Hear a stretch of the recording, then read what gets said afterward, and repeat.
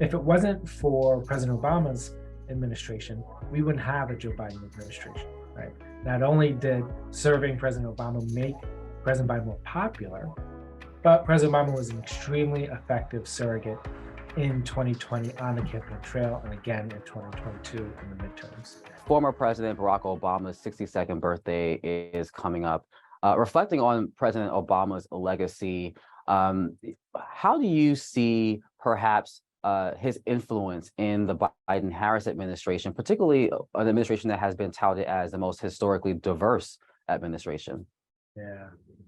Historically diverse and has, particularly when it comes to the nominees, the cabinet, the judicial nominees, put an enormous number of people of color and women in positions of authority, including the first woman and first person of color to ever serve as Vice President Kamala Harris. If it wasn't for President Obama's administration, we wouldn't have a Joe Biden administration, right? Not only did serving President Obama make President Biden more popular, but President Obama was an extremely effective surrogate in 2020 on the campaign trail and again in 2022 in the midterms. And President Biden knows that, and I know that he's very appreciative of that. The second thing is, I think the Biden administration has done a really, really good job of learning from what did not go well with the Obama administration. Now, Obama, I think, did an amazing job under very difficult circumstances. Inherited a nation under a deep, deep recession, the worst since the Great Depression, was able to turn it around, stabilize the United States' finances, as well as begin to put us on a path towards serious prosperity, winding down some of these forever wars. But Obama, if you'll remember, campaigning with a vision of hope and change, came into office and extended not one, not two, but a half dozen olive branches to the Republican Party, nominated Republicans to cabinet positions. He strove to work across the aisle. He agreed to negotiate both Obamacare and the federal budget in public with Mitch McConnell and Paul Ryan. And in return for those olive branches, he was stabbed repeatedly in the back by the Republican opposition, culminating, of course, most famously in Mitch McConnell refusing to allow President Obama to do his job, which was to replace a Supreme Court justice when Ruth Bader Ginsburg passed.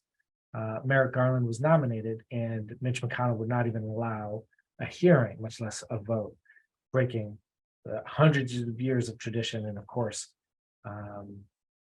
allowing them to frankly steal a Supreme Court seat the next year.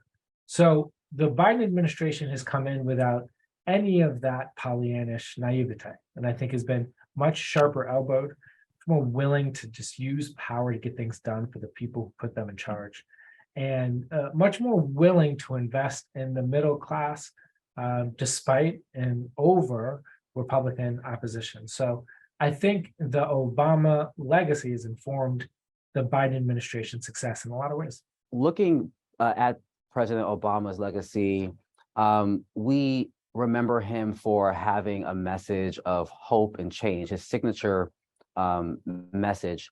And it seems like the country has moved away from that. We are more polarized.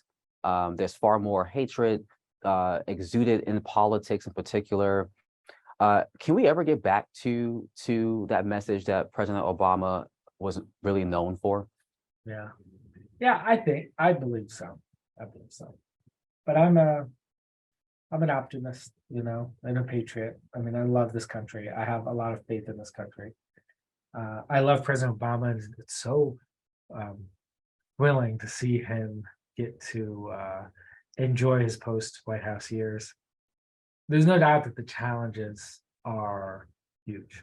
I mean, we really are facing an authoritarian threat that seems to have captured the head of one half of the political system here in this country. By that, I mean, well, let me just name it. This, like, MAGA extremists are not just a part of the Republican Party anymore. They seem to be in the driver's seat. And those extremists have very deep-seated anti-American values. They don't believe that everybody should have the right to vote. They don't believe that all votes should be equal. They don't believe in equal opportunity for people, no matter their race, creed, color, religion. And when one half of the political system is captured by such an ideology, it's hard to have hope. But I believe that we can defeat them. We can drive them out, and we can help build not only a better America, but a better GOP, a better, healthier, less toxic GOP. I still believe that, and I'm going to keep working to achieve it. And lastly, you mentioned how President Obama played an outsized role in the 2020 election and the election of President Biden. We are now entering the 2024 presidential election cycle. President Obama has already met with President Biden, has met with congressional members behind the scenes. What role should he play or will he play, do you think, in the 2024 election? And can he still effectively mobilize Black voters in particular? Yeah, I think he absolutely can. Around here, we affectionately called him his last election cycle closer, because he's still the most effective messenger we have. He still, because of his long career of public service, has a deep connection to communities across the country. And he has a great deal of authority.